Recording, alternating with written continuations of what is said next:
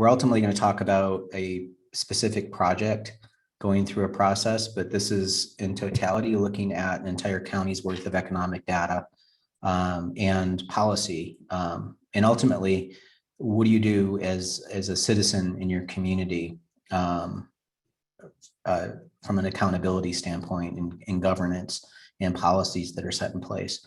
It's a fairly controversial project and controversial area because this is Eastern Collier County in Southwest Florida, which is home to the rare Florida Panther, as well as other rare habitat and Florida ecosystems on the Southwest. And Florida is sort of a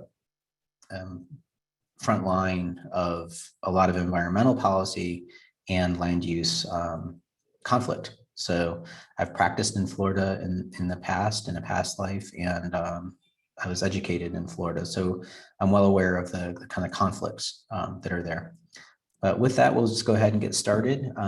We have two very special guests today. This is our clients from a project in Collier County, April Olson, who's an environmental planner with the Conservancy of Southwest Florida, and Nicole Johnson, who's the Director of Environmental Policy. I'm going to go ahead and just read their bios and introduce you all to them first. We're going to go through and present the case study, and then have Nicole and April come back and explain what they're doing with this information and where the future is for these projects. So first, let me introduce April Olson, who's a senior environmental planning specialist for the Conservancy, who reviews and monitors land use planning policies, development proposals, mining applications, transportation plans in Collier County, Florida. April advocates for plans that protect natural resources and listed species, and plans that incorporate sustainable land development practices. And she received her master's at Florida Gulf Coast University in environmental studies. And also with her is Nicole Johnson, who's the Director of Environmental Policies, and she's responsible for directing and managing the organization's environmental policy department, including growth management, planning and natural resources policies. And Nicole represents the Conservancy at local, regional, and state, national levels to elected officials' environmental policy issues to promote and create awareness, understanding, and the actions related to Conservancy's public policy positions. The Conservancy of Southwest Florida is essentially an environmental organization advocating for the interaction of and protection of environmental policies in Collier County, which is where I was introduced to them with a project that we were actually doing for the county back in the 2019. And we did our usual work of protecting or projecting the economic information. What's germane to this talk today is mostly this area that's in East Collier. The gray area is all non-taxable. It's all the basically existing preserved space, but there are sensitive ecosystem areas in this middle zone between this gray area and this gray area that is a natural corridor for a lot of species, predominantly the panthers going back and forth through here, because they don't respect geographic human-drawn territories. They have their own maps, if you will. But in the early 2000s, the county adopted a transference policy or transfer development rights policy to allow for some development in this area and preserve other parts of the area. But we'll get into that in a second. I just wanted to walk through this project and what we were seeing from a valuation standpoint. Obviously, the coast is super valuable, and it sort of steps down as you go eastward from there, and the sprawl zone is really not that productive. So the state stepped in 1999 and said, Collier County, you're sprawling too much. You need to have a different policy of doing this stuff, because when you get out here, you shouldn't be doing more of the same junk. That's a more simple way to put it. And then here's the further east spot. Obviously, when you look at the data shows that sprawl doesn't really produce all that much. If you look at don't even bother with the coast. You look at the second step in, you're at $2 million, and the sprawl zone is less than half that. So the county asked us to look at these rural land stewardship areas and what kind of villages would you produce? And we were just doing this is just straight up economics. Obviously, the more you make and build a village core, the more value you're going to get out of it. So you're only 4 units an acre compared to a sprawl top pattern at 0.5, 200 million an acre versus 1 billion. So that's a pretty sizable jump. Incidentally, another thing that's interesting about the history of this project is the county actually hired Dover Coal to do a pretty cool a document called the Community Character Plan. Highly recommend it. It goes through walkability, how to build a village. Unfortunately, a lot of these recommendations and policies weren't adopted in the final policy, which anybody that's worked in government, we've seen this before, where policies get washed down. Well, this also creates a lot of problems because it doesn't meet the intent of what the policy is. On the right is the project that we're going to be investigating in a second called Rivergrass. And this is what someone actually submitted as a walkable village. It is close to 3 miles from end to end. And this little box right here is the village center, which is kind of a farce. No one's going to walk that far. And they also have, like, you see all the dead ends and cul-de-sacs. It's not designed in a walkable pattern. But putting that aside, one of the things that's important about this territory is the map of the Panthers. So there's a corridor system that's trying to be created statewide. And in the dark green are the critical parts. Here's Collier County right here. So here we see the protected area, protected area.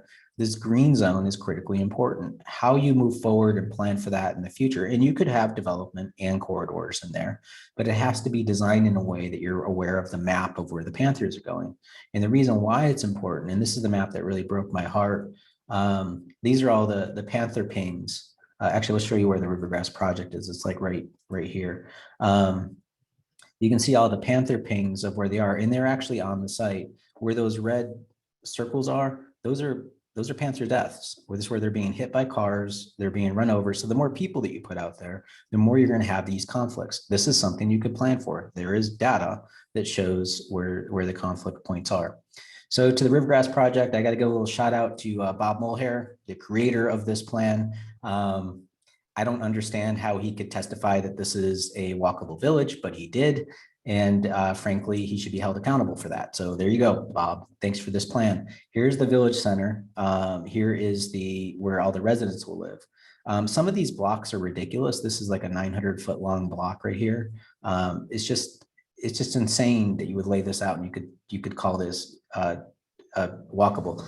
I'm going to ignore let's just put all the design issues aside for a second, just talk about a policy that the county did. They adopted this thing called fiscal neutrality. There is a law that the projects have to be designed, will be planned and designed to be fiscally neutral or positive, and shall address any adverse impacts. So you could actually measure this stuff. So we were hired to provide that testimony to look at the data. And I'll just walk you through an example.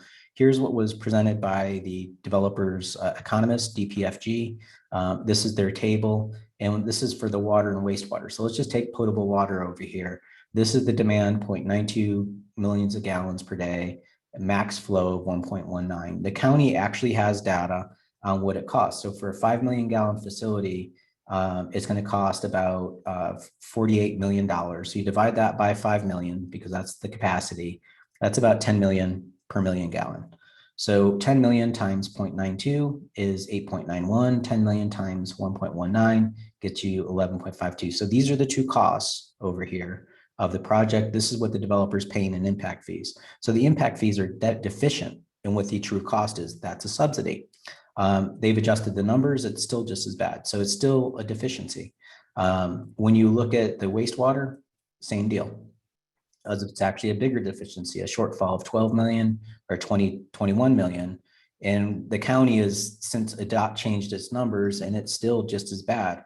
And what's frustrating is the county isn't even presenting the math in a transparent way to show the community the subsidy that's there. If you adopt a law that says fiscally neutral, you should have policies that really reflect that. Your data should show that. The other thing is the road impact fees. We went ahead and pulled this chart. This is straight from the county's documents on the left here. They tracked what's going on with projects around the state in Collier County. And this is the trend line right here from 2012 to 2018. You see this is the cost of a road per lane mile right here. This is what they chose as their impact fee, that green dot. So they chose less than what is the trend. So they basically charge an impact fee that's less than the cost of the actual facility. And this is what it's going to look like over time when you project forward to when that road needs to be replaced. This is what you're going to need, and here's what you charged as an impact fee. So this is, again, you can say that it's neutral, but you have data that shows that it's not. The other thing is we should measure and look at the roads on the inside of the project as well. So like we saw in the water fees, we're seeing the same thing with the roads. This is, there's connections, a new road widening here called Oil Well Road, this horizontal yellow line, and then there's Big Cypress Parkway, which is this north yellow line. Those roads aren't in the scale of what they need to be because of this project. They're going to be widened. So it's fair to say the widening is due to this project. So this is the cost of the widening of Oil Well Road, the east-west road. This is the total impact fee for the roads right here. So this thing is going to consume most of the impact fees and leave 6.5 remaining. Now, when you go to the other roads and say, okay, I've got $6.5 million in the bank, and let's take a look at this north-south road right here. Then all of a sudden, you're in a deficit. That north-south connection all by itself is going to consume all of the impact fees. So again, it's not neutral.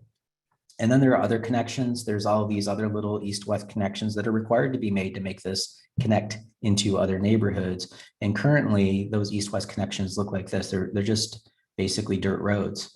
So when we just went ahead and ran all the math. This is the connections, all the connections east-west at the impact fee, and this is the cost of those connections at a low level, high and low.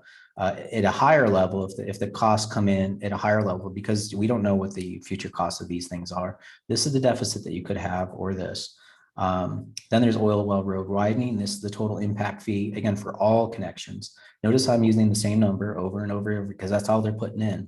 This is what Oil Well Road widening could cost, and this is the deficit, net deficit. And then Oil Well Road could be more than what we estimated. Again, we should be conservative about this. And then there's the sewer deficit, and then there's the roads deficit. Oops, sorry, roads deficit. Let me kind of get through this. Sorry about that. I clicked one too many times. So the overall deficit that we're seeing is somewhere between 32 million and 107 million, just for the road connections and the sewers. Well, that's not talking about the police department or the sheriff, all the other things. Just focusing on 3 points of infrastructure, you can see this deficit. So is it fiscally neutral? I would say that between 32 and $107 million of loss, no. So the other thing is the life cycle of the roads. Back to all the roads that Bob put down. When you build a road, the road is there forever. So we have to maintain it. We have to spend money each year that the road is there. Then every 10 years, we have to do a rehab project or a millage where you scrape off the top. That's going to cost $310,000 a mile every single cycle for 10 years, or for about 4 to 5 cycles. In the 5th cycle, this is when you have to do a reconstruction. This is the expensive stuff. So if anybody reads Strong Towns, you hear about this. That's expensive at $840,000. Then it starts all over again. So if we just take that one life cycle and say, is your impact fee, is your taxes just for inside the project going to cover that? So just for all of these roads that are in here, if you just go one life, like a horizon year that they use in Collier County, which is only like 10 years out, even at 10 years out, you're at a deficit of $8 million for the internal roads. So looking at the taxes paid, this is the taxes paid for all 10 years right there. That's all you're getting. They actually, what's nice about Collier County, they actually itemize out, this is what goes to the roads out of the taxes. So this is the net for that period of what you're getting in taxes. This is the cost of maintenance and rehab. When you go out to a full life cycle, it's way worse. It's a deficit of 58 million. And you can see that each of those repairs on that project is a hit in the pocketbook. They don't account for this at all in their system. So that's a $58 million shortfall. So in addition to that initial, let's take the low one at 32 million of deficit for the pipes and the road connections. This is an additional deficit of another 58 million. And let's say we go and use the impact fees for this. Even if you use the impact fees and say we're not going to use them for the other stuff, you still don't catch up. And the other thing is like, okay, Joe, you're being too much of a prima donna. You want to clean things up too much. All right, fine. Let's just delay it and do less rehab, less maintenance. Even if you do 3 cycles instead of 4, you're still at a deficit of 26 million. So you're still at a deficit. So this is a problem that's in Florida in their impact, particularly in Collier County, because they're charging less than their actual costs. That's not fiscally neutral. The other thing that Florida has to contend with is the Save Our Homes Amendment, which is a cap that they put on themselves for revenue. So once you fill those houses up, they are stuck in time to grow in value at 3% or CPI, which is ever lower of the two, in perpetuity, so long as somebody is in a house. So your revenue is constricted, your costs aren't. So this is a chart showing what happened in the last boom. This is blue is the actual market value, red is the taxable value. And that feels good when the market takes off and you're paying less taxes. Awesome. But when you crater, you can only climb out at 3% or CPI, which is ever lower the two. Meanwhile, the market takes back off. So this is the pain that Collier is going to feel. And in fact, Collier County already knows this. This is from their engineering report. Historical funding for operation and maintenance has not addressed industry life cycle anticipated or industry standards for life cycle for roads. Gas tax is already maxed out. Complicating this is our reliance on fees that's directed by our growth pays for growth policy, which can only be used for additional capacity. So your impact fees cannot even be used for your project that you're building, and only for other things outside that project. And that's what they prescribed upon themselves. And this is again from the county's engineering department, that he's basically saying we don't have the money to pay for this stuff. Now that's one project. That is this thing called Rivergrass. Since this time that we worked with the Conservancy, they've rushed 2 other projects through 2 other villages, if you will. Same kind of design, same problems, same financial problems. This is a lot of development to happen in the span and proposed in the span of basically 2 years. And to show them the scale of this, we just went ahead and floated it on top of Naples to show them how big that is. It's basically the whole entire city of Naples that they're doing is 3 villages. And this is a tremendous, tremendous impact to the community. So with that, I'm going to bring April and Nicole, if I can have you both turn your cameras on and your microphones, and I'll pull out your show and we'll take it to your what you're doing. Great, thank you, Joe.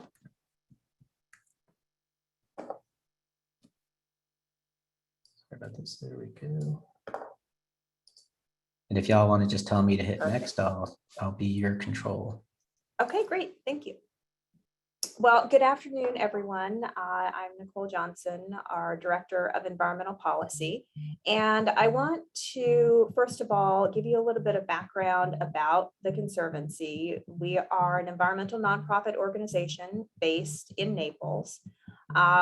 We have a long history in the environmental fight. We were actually founded when a group of residents back in 1964 opposed a road that was being proposed through what is now the Rookery Bay National Estuarine Research Reserve, a horrible place for a road to go. And people banded together. They got petitions signed. They petitioned their county commission to ditch the road project, and they won. They dubbed it the Road to Nowhere, and their grassroots advocacy succeeded.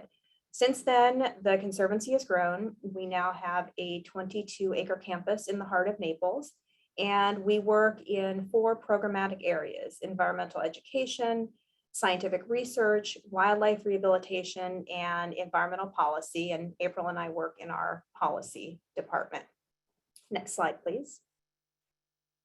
So fighting the good fight, standing up for the environment, standing up for our community is really baked into the Conservancy's DNA.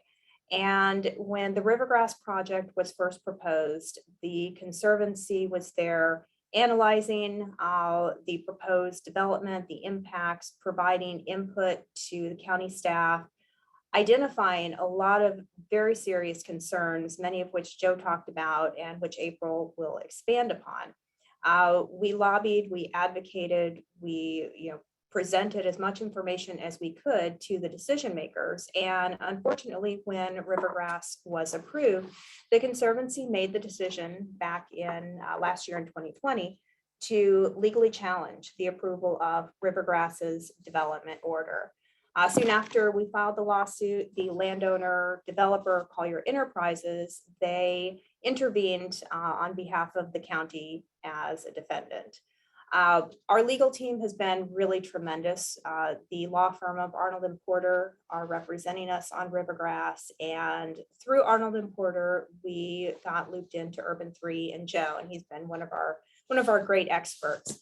We legally challenged Rivergrass because of all of the negative impacts that have been talked about, concerns about traffic, fiscal neutrality, design considerations. We really felt that we could not allow this project to move forward without really drawing a line in the sand. It was a terrible, terrible planning decision. So you may be asking, what does the approval of a village in Eastern Collier County have to do with your communities out there? And we really see Rivergrass, Eastern Collier County as a cautionary tale. And especially if you're in a community where development and growth is being planned for and pushed way beyond your urban boundary to lands that don't have any roads or infrastructure. We think that what has happened in Collier County is really a cautionary tale and a message for everyone to wake up, get motivated, advocate. So we're happy to share our story with you. Next slide. So to orient you a little bit, most people, when you think about Naples, you think about our beautiful sandy beaches, our coastal amenities, but Collier County is much more than Naples. We are the largest county by land area in Florida. We're just a little over 2,000 square miles. So literally there's quite a bit of Collier County once you leave the beaches. And Joe gave some context about the rural land stewardship area. That's the area of our focus and presentation, and that's in the shaded gray. But if you look, you can see that surrounding the rural land stewardship area, you have a lot of public lands, a lot of those green areas, the Panther Refuge, which is right there in that stair step pattern, and the Big Cypress National Preserve is to the south and then to the west. So the rural land stewardship area, Eastern Collier County, it's comprised primarily of agricultural lands and a lot of natural features. Two natural features that I want to point out are the Camp Keys Strand, which is the green, the dark green area. Yep, right there, Camp Keys Strand, and then the Ocallaway Coochie Slough further to the east. Those are two large natural flowway features that are critical in Eastern Collier County. They provide water flow. They also provide habitat for a lot of listed species, including the endangered Florida panther. And I want you to keep in mind the shaded areas. The light blue shaded area is Rivergrass, which Joe has talked about. The other shaded areas, April is going to discuss a little bit more. So next slide. I mentioned that Eastern Collier County is home to the endangered Florida panther, but it's also home to a lot of other listed and non-listed species. It's an extremely ecologically biodiverse area. So here are some of the residents that call Eastern Collier County home. Next slide.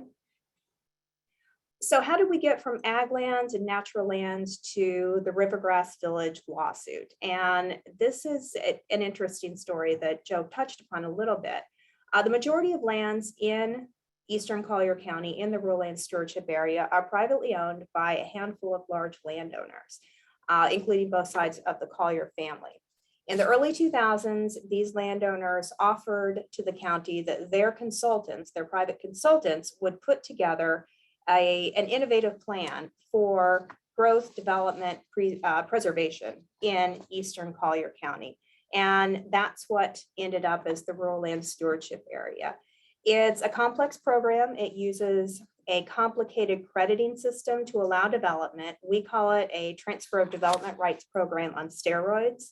But you could really liken Eastern Collier County more to a mega master planned community. Here's how it works. Landowners receive credits for preserving lands in the blue and green areas. And they can use those credits to develop in the pink areas, developing towns and villages. But of course, the devil is going to be in the detail. And since the program was first adopted in 2002, we've actually learned a lot of important lessons. For example, Joe talked about the panther. Well, best available science since 2002 has clearly demonstrated that all of those pink areas where this overlay says development could be directed to, That's actually not appropriate. A lot of those pink areas need to not be intensified, need to be kept in agriculture for the endangered Florida panther. So we've learned that when you have a program that is not updated with best available science, it's extremely flawed. We've also understand now that the RLSA program really didn't contemplate the cost of roads and infrastructure to support all of this development in what is primarily an agricultural area, nor did it anticipate the cost to do the maintenance and management of the roads and infrastructure, as Joe had touched on. We're also seeing how development is actually occurring in this area. The town of Ave Maria, which is right there at the intersection of Oil Well Road and Camp Key Strand, that's the only town that has been approved in the RLSA. It was approved in 2005. But the recent proposals for new rural villages are what really have us concerned. There's Rivergrass. There's also the Longwater and Belmar villages that Joe mentioned, and another small village called Hyde Park to the eastern part of, right there in the RLSA. So what we're finding and what's concerning us are the facts that these villages, especially Rivergrass, Longwater, and Belmar, are not meeting the goals, intents, policies, and plain language of our comprehensive plan and land development code. Yet they're still being approved by our local county commissioners. Next slide. But there's more. Another lesson that we've learned from the RLSA is that when it was adopted in 2002, it was award-winning. And it was award-winning in large part because it said that it was going to protect over 90% of Eastern Collier County in preservation, in agricultural lands, and condense all of the potential development into mixed-use walkable communities on about 9% of the land. And so that's what everyone bought into, that promise. Yet what we find today, and we actually learned in 2007, is that there's way more capacity for development in this area. 43,000 acres worth of towns and villages could potentially be developed. How it happened, it's a complex system. The credits being the currency of the system, there were more credits. There was more currency in the system than anyone knew. And so now we're left with a program that has 250% more growth capacity, which is a huge concern. Next slide. And just another way to visually represent this, what we were told at the time of adoption was about 16,800 acres worth of intensification. So spatially, that is what you're seeing on the left-hand side. But when you look at the actual capacity of the program, 43 to 45,000 acres of intensification, all of a sudden you are creating essentially a new central urbanized area in currently environmentally sensitive and agriculturally important lands. Next slide.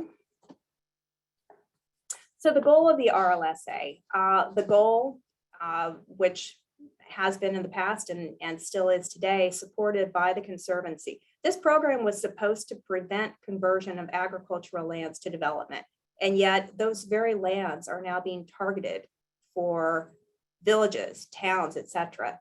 The program was supposed to protect wetlands and wildlife habitat, yet these villages are being proposed in some of the most sensitive areas for the Florida panther and other listed species.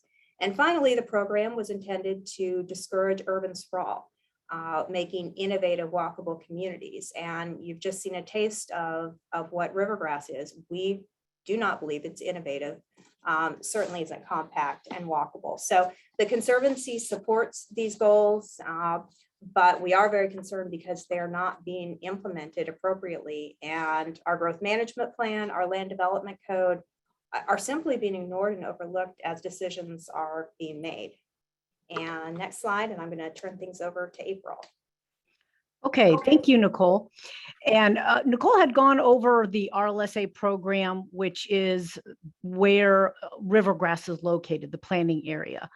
So I'm going to talk more about Rivergrass itself and some of the villages and their issues.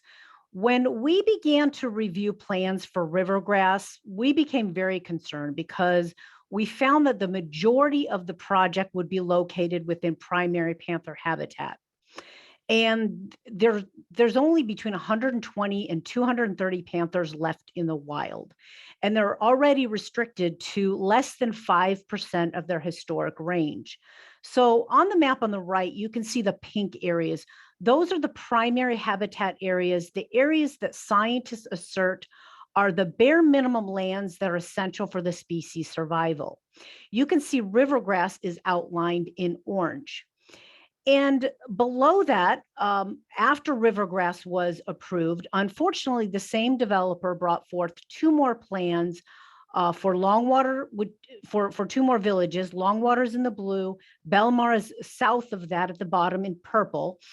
And then also more recently, they brought plans for a town connector, which is essentially a strip center, as you see, again, outlined in that skinny purple area. And by the way, the yellow dots there, those are the panther telemetry dots, the areas where the panthers roam. But keep in mind, that's a small sample size because most panthers are not collared. All in all, these villages in the town connector will result in at least 3,200 acres of impacts to primary panther habitat, which was very concerning to the Conservancy. Next slide, please. So this led us into a deeper dive of Rivergrass, and we started looking at the project's design, and we compared the design to the requirements of the RLSA, and the requirements of a village are what you see here. It's the same requirements of a town as well. They all have to have a mix of uses, pedestrian friendly. They have to be places that are self-sufficient, compact, and walkable. Essentially communities where people will live and work. So these villages are not burdening communities along the West Coast or in the urban areas. Next, please. And what we found when we reviewed Rivergrass, and Nicole and had gone over some of these issues, was that the project was not innovative as required. They're supposed to use creative land planning techniques, but instead, Rivergrass was just a typical gated golf course subdivision. It's supposed to be pedestrian friendly according to the RLSA program.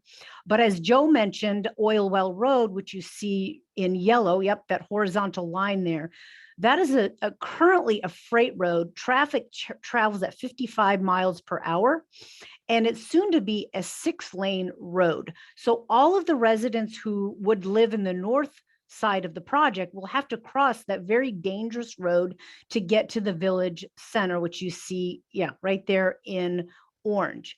So it's definitely not walkable. And as Joe mentioned, the massive stormwater lakes and the massive block sizes make this project not compact. It's definitely sprawling. In addition, all villages are supposed to provide a diversity of housing. Instead, Rivergrass, 90% of the plan will be single family homes, which is an indicative trait of sprawl. It's also supposed to provide an interconnected street network, but it's loaded with cul-de-sacs. And there's literally only one connection from the village center to the surrounding neighborhoods. So only one small area has direct connection to that village center for people to get a cup of coffee, get their haircut, or even go to work. And then also we found the project provided no gradient where the density is supposed to be more intense and then kind of taper out. And that did not happen either. Next, please. So what was one of the most surprising things to us was because this project blatantly disregarded the rules of the overlay, the most surprising part was that staff actually recommended approval of this project. And they even rated the project a D- in the hearing. And here is what staff had to say in their final report. It says, and I won't read the whole thing, but the Rivergrass Village SRA does not fully meet the intent of the policies in the RLSA pertaining to innovation, compactness, housing diversity, walkability, etc. In staff's view, this SRA or this village is, with some exceptions, a suburban development plan, typical of that in the coastal urban area, placed in the RLSA and is contrary to what is intended in the RLSA. So it's baffling why staff ultimately recommended approval of this project. Next, please. And the RLSA also has this wonderful rule. It's called the fiscal neutrality rule, at least that's what we call it. And we believe there's no other county in the state of Florida that has this rule. And it's policy 4.18. And this is when we hired Joe and Urban 3 to determine the costs of the project, because the fiscal neutrality rule says that every development in the RLSA must be planned and designed to be fiscally neutral or positive to Collier County at the horizon year, which is the build out year. And this is based on assessment of public facilities, of roads, of water and sewer. And what Joe showed you earlier is this project is far from being fiscally neutral. It's going to be a heavy burden on the taxpayers. Next, please. And just this past month, Longwater, 2 more villages, which Joe and Nicole had mentioned, were approved by our Board of County Commissioners. They have the same issues, same fiscal neutrality issues as well. And Longwater's in orange and Belmar's in purple. Those are those other villages that are also within Panther habitat. All 3 of these villages are 10 miles from our de facto urban boundary, which is around 951, and 20 miles from the coast. So because the RLSA is such a rural area, it lacks the infrastructure needed to support these communities. And because of that, a new water sewer treatment plant is being built, which Joe went over some of those costs. But just phase 1 of that plant would be over $150 million. These 3 villages alone would consume nearly 2/3 of the capacity of that phase. The RLSA also has basically a bare bones street net. It doesn't really have a street network. There's a lot of farm roads, a few paved roads, but it doesn't have the roads necessary to support these villages. And we know that there are multiple road projects that are being done in Collier County or being planned for in Collier County right now to accommodate these villages, road widening, new roads, intersection improvements, and Joe went over some of those issues. But combined, these projects will result in a deficit of $125 million for their road impacts. And also services will need to be brought out to these new villages, such as EMS, fire, police, etc. Next, please. And even though we have all these pending costs, these villages are going to be burdening taxpayers. This is all on the heels of a recent tax increase, a sales tax increase in Collier County. In 2018, our Board of County Commissioners asked the voters if they would increase our sales tax by 1% in order to make up for the backlog of multiple road projects and infrastructure projects that the county couldn't pay for. And the voters did vote for this, but unfortunately now we're going to have a lot more costs coming forward with these villages. Next, please. And what is most concerning about these villages is because what is happening for the RLSA is just the tip of the iceberg. And we are very concerned that these villages are going to be a model from all the other development yet to come in the RLSA. And right now, 12 major landowners have an application with the federal government under the U.S. Fish and Wildlife Service. They're applying for a massive incidental take permit to be able to develop 45,000 acres of the RLSA over a 50-year time period. 45,000 acres is equivalent in geographic size to about 1 Washington, D.C. or 2 Fort Lauderdales. We understand that this mega development plan is the largest development plan east of the Mississippi, and it'll add about 100,000 new homes and 300,000 people to the RLSA, which would almost double the current population of Collier County. We have about 385,000 people right now. So we're concerned that these villages are going to be the model for for more development to come. Next, please. And this is a roadmap that was actually submitted by those 12 landowners. And it shows 200 miles of road projects that are needed for the RLSA for either new roads or for widening. And these new road projects would cost about $2 billion.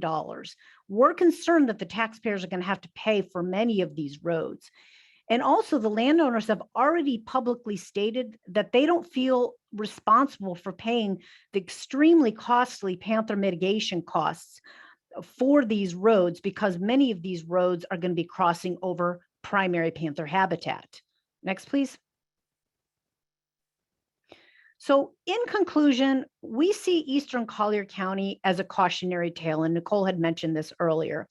A cautionary tale for other communities who may be thinking about building far past the urban boundary in the rural areas. And what started off as a great program, the RLSA, and it has great rules, unfortunately, it only works if those rules are followed and they're adhered to. And unfortunately, some of our elected officials have failed us. They approve these villages that do not follow the rules. So it's going to be a burden on wildlife, on taxpayers, and on future generations. Next, please. And this is the last slide. Daniel Harridges from Strong Towns just published 5 really great articles on what is happening in the RLSA, the history, about the Panther, about the costs of these villages. He takes a super complex issue and he somehow makes it very entertaining and interesting to read. So we highly recommend these articles if you want to find out what is going on in Collier County. And we appreciate Daniel for writing these. He did a lot of intensive research for them. So thank you very much.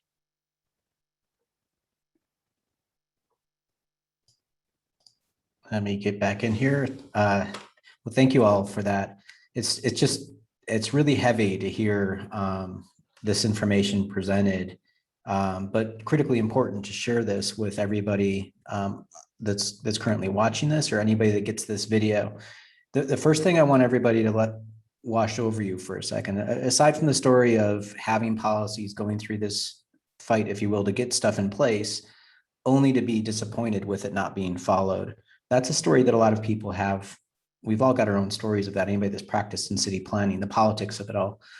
But I want you to think through what was just presented, that here is a community that has impact fees, that is drawing down extra money, and it's still not enough. They're still broke. They're still going after sales taxes to pay for things they already own. So let that wash over you for a second before we get into the meat of this discussion. But for April and Nicole, what's been the response to your community? What's your community responded in seeing all of this, and the articles that come out, the newspaper stories? What's been the response in the community in Collier to your work? Well, I think one of the big responses has been shock, and people in urban coastal Collier County are now understanding that what happens 20 miles to the east will impact them. The traffic, the additional fees in order to pay for the road infrastructure, their enjoyment of natural areas, and perhaps going out and seeing a panther. I think people are becoming more aware. I do think that the community is grateful that the Conservancy, along with some of our partners like League of Women Voters of Collier County, we're getting this information to the public, to the people, and providing them with analyses and getting people involved in the process. So we feel that the message has been very well received, and the public is very frustrated. Yeah, and the community is really becoming aware that if you have poor design, if you have these sprawling communities that aren't designed to be self-sufficient, that it's going to be impacting the communities along the coast with the extra residents and traffic and. Well, also, if you think about it, these are decisions the county's making. And there are people to the west that are county residents, but they're the citizens of Naples. Mhm. And oftentimes when you're in a municipality, you're just like, whatever, that's a county thing. And they don't realize that Naples is also a county taxpayer. And if you look back at the model that we showed, they're a disproportionately greater payer of county taxes. But do they receive a greater proportion of county services? No. You know, does it, when the people in Naples pick up the phone to call the cops, do the sheriff show up? No. So all that money is leaking out to the county, and the county is also making double down decisions to drive itself down or even further. What was the total nut of full subsidy?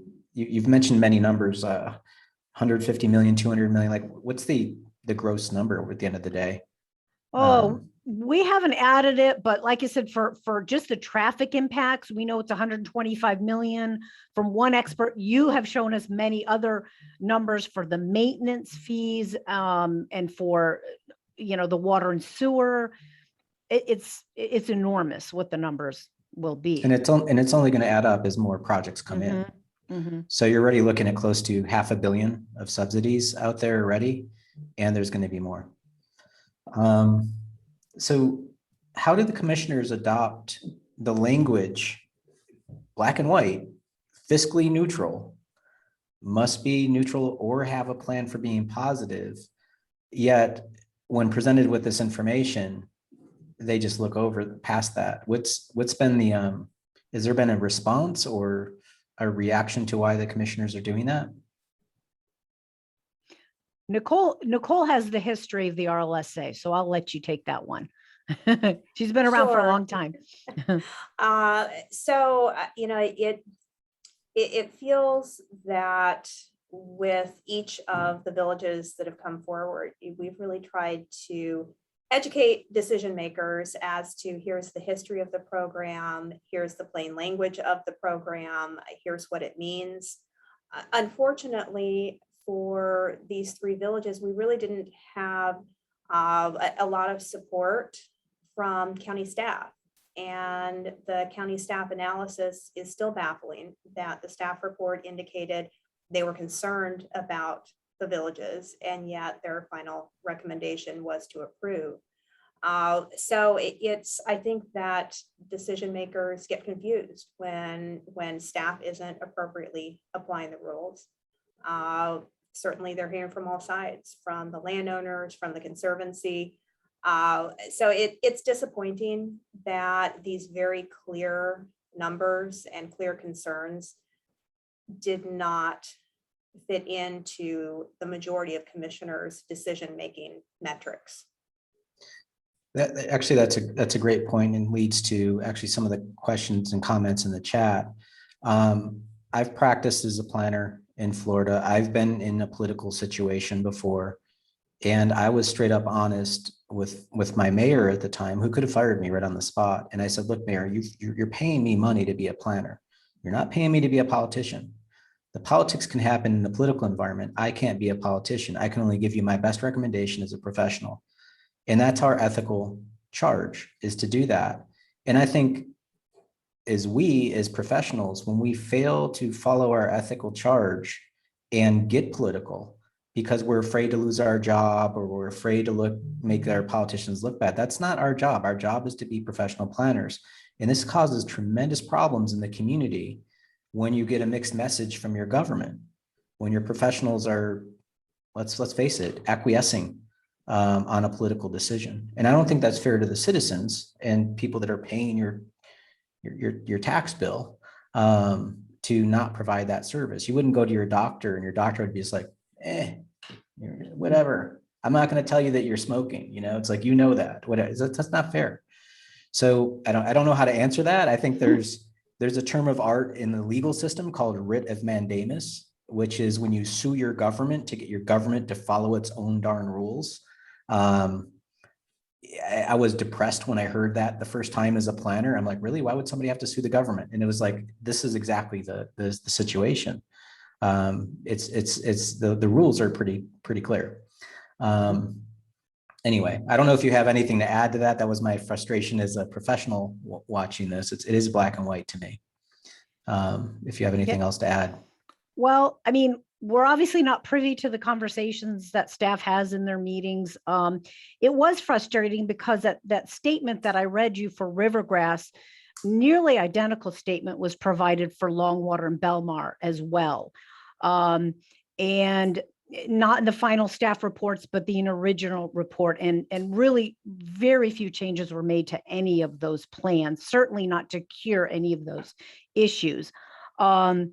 There is a new leadership at Collier County in the growth management department. So we look at this as a positive thing, and we're going to be reaching out to those staff members. And we do know there's a lot of qualified, really good staff, people that want to do the right thing. And so we're hoping that this new turnover is going to be positive for Collier County.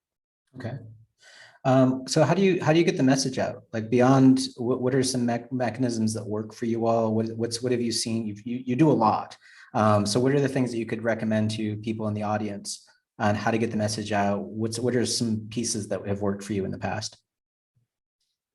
Well, I would say, first of all, really making the message something that the recipient cares about. And what we found is, yes, we're a conservation organization.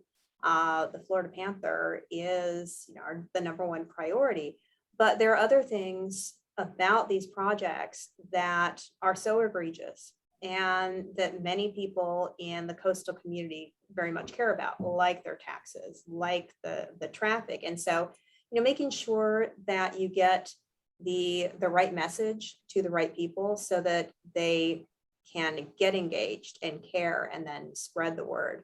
We have also been very fortunate to have folks like Daniel from Strong Towns that have taken what is much more than a local land use decision, but really taken that to a broader audience, because we do think that there are lessons learned here. And so really making our story resonate with other folks. So being able to present here today, getting the message to a wider audience is something that we're continuing to do and to strive for. So we really appreciate this opportunity. And what's your path forward now? I know that this is you've gone through one hearing. There's going to be, is this an appeal, or what's your path forward from here on the project? Where do you see this going? The path forward at the local level is to appeal to the district court of appeal, and to continue to work with the community and with the new county staff leadership to really see if going forward there can be some honest discussion about these very serious concerns of fiscal neutrality and improper design, that those discussions can happen at the front end of new projects coming forward. And I'm just going to check in with Kate and see, is there any questions or anything from the, I think we've got everything from chat. Is there anything else, Kate, or anything from the audience? Anybody want to go ahead? We had one question about discussion of requiring easements and payments into infrastructure banks as a cost of development, and if that helps make it more justifiable, or if that is a taking that would be upheld in court. It's kind of a two-part question there. Gotcha.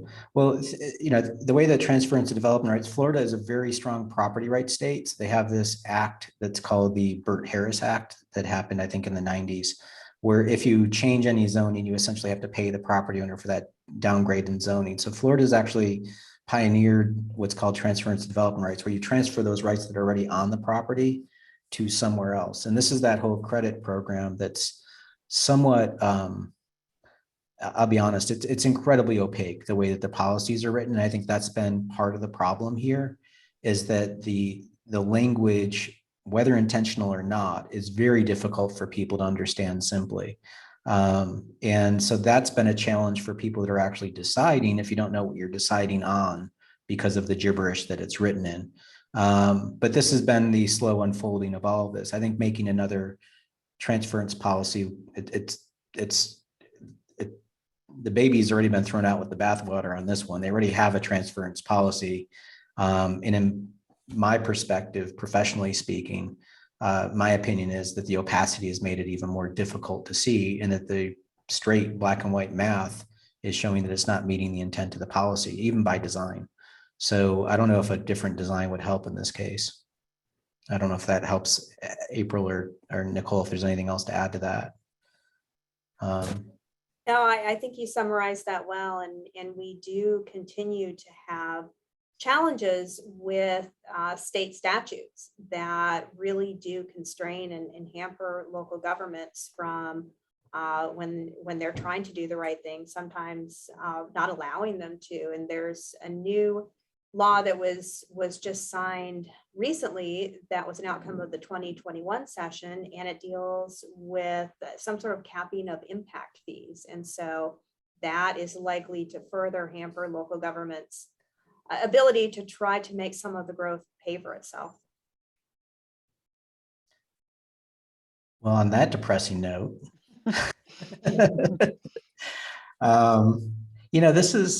it's a story that we see all across the country. We've been addicted to a certain pattern, and this is something that, pardon the pun, but the birds are coming home to roost, and it's been years of this. In fact, it was I think it was Jeb Bush's administration that put that state order on Collier County to please stop doing sprawl, which started this whole thing going. So let that wash over you, that a Bush administration wanted to have an alternative to sprawl. Florida has pioneered growth management acts, transference of development rights, impact fees. Y'all are at the cutting edge doing amazing stuff. And what we're witnessing with your process is that it's not all paved in gold, or at least one side is, if you will. Actually, there's one more question coming in right now, so let me just go ahead and grab that. We're just about out of time, so if Aiden can type real quick, or if you want to just open your mic. Okay, here we go. If the development wasn't taken to court by this Environmental Protection Agency, what do you think would happen if you didn't take it to court? Yeah, so the hypothetical is just, it seems like this developer was developing in a protected area under a program that's had, stringent regulations for 20 years, against the opinion of county commissioners, against the rules, against all odds, but still got it approved.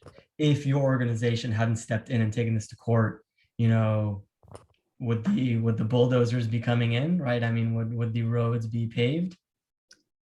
Well, all of these developments need permits and authorization at the local, state, and federal level. So we didn't get into the state or federal level.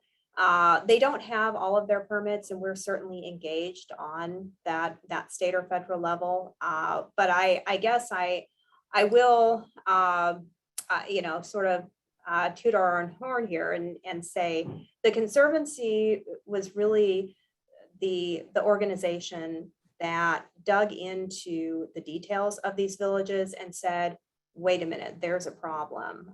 We were joined by the League of Women Voters, who also, as volunteers, did an enormous amount of research. But I feel that if the Conservancy and the League hadn't brought up these issues to the county commissioners, these projects would have been approved to absolute 100% fanfare without one person, one entity making a disparaging comment. And none of these costs would have been understood and made public at the time. So I really feel like we were able to get the information out there and highlight something that otherwise would have just been under the radar. Go ahead, April, go ahead. I was going to say, and we're hopeful that our advocacy and all the information that we've gathered through Joe and Urban 3 and our other consultants and all the research that we've done is going to be helpful in the future. I mean, at some point we're going to have a different elected officials, and we hope to, we've learned a lot through this whole process, and we hope to use this information to get a better result on the next towns and villages that come forward. And I want to also second and third all of that just, I used to practice in West Palm Beach, Florida, and I rarely paid attention to what was going outside out in the county. It was just like, whatever, that's out there. I'm working in a city. I got my own stuff to deal with, even though I was within a county, and it, there's no one out there. It's all farms and green space. So the birds and the panthers aren't going to go to court. They're not going to show up and defend themselves. Somebody's got to be out there doing that. And so they're the people that are out there doing that, raising awareness, and it just bringing that information forward into the public process for the public good. And quite honestly, I think that our professionals that are paid to do this should be doing that, regardless of the fact that things are political. That's not their job to be politicians. But, whatever, I could hope for a lot of things in the world. And I do want to thank the Conservancy for seeing the broader good of putting the information out there and being an example to show that the gravity of what's happening in their community and also in all of our communities. My county here, we don't have impact fees. There's development happening all over the place out in my county. One could only know what the true total cost is. We see this in city after city. Sprawl doesn't pay for itself. So anyway, on that, we're going to go ahead and wrap up. We're at a full hour. Next lab is July 29th. We're still working out the topic for that. So get on our newsletter and we'll get that to you. If you want to reach out to us for projects or additional lectures, reach out to Kate or Caitlin, both on our website. And with that, I'll hopefully see you next week and or next month. And I'll want to thank April and Nicole for their time and being part of this. It's been a pleasure. Thank you so much for having us. Keep it up, ladies. It's awesome. Thank you. All right, bye.